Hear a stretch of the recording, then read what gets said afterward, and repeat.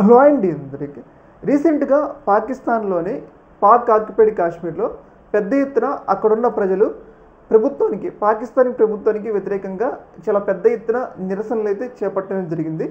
ఈ నిరసనలు అనేవి చాలా ఉద్రిక్తంగా మారినాయి అనమాట. అయితే ఎందుకు మరి అక్కడున్న పీఓకే ప్రజలు పాకిస్తాన్కి వ్యతిరేకంగా నిరసనలు చేపట్టారు అంటే, పాక్ ప్రభుత్వం అవలంబిస్తున్న తీరు అనమాట. అక్కడున్న పీఓకే ప్రజలకి హక్కులు ఇవ్వకపోవటం, అలాగే రాజకీయ ప్రాధాన్యత లేకపోవటం, నిత్యావసర ధరలు అంటే విద్యుత్ ధరలు పెరిగిపోవటం, అలాగే గోధుమ మీద ఇచ్చే సబ్సిడీ ఉంటుంది కదా, ఈ సబ్సిడీ యొక్క రేట్లు పెంచడం, ఇవన్నీ కూడా అక్కడ జనజీవనానికి అస్తవ్యస్తంగా మారినాయి అనమాట.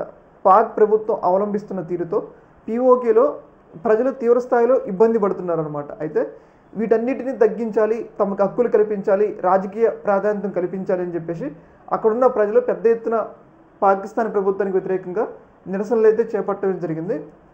అందులో భాగంగా ఆ నిరసనలు అనేవి చాలా ఉద్రిక్త పరిస్థితులకు కూడా దారితీసినాయి అనమాట.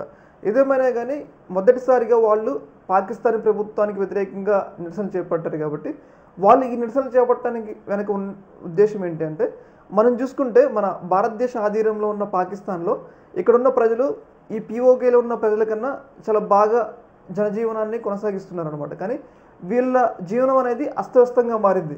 అందుకోసం అని చెప్పేసి మన పీఓకేలో ఉన్న ప్రజలను చూసి వీళ్ళు కూడా నిరసనలు చేపడుతున్నారు.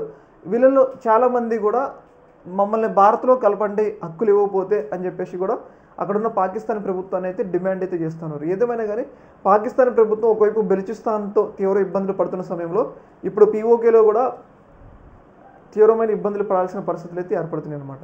ఈ యొక్క అంశంలో మీ యొక్క అభిప్రాయాన్ని కామెంట్ సెక్షన్లో తెలియజేయండి. ఓకే మరి, థ్యాంక్ యూ.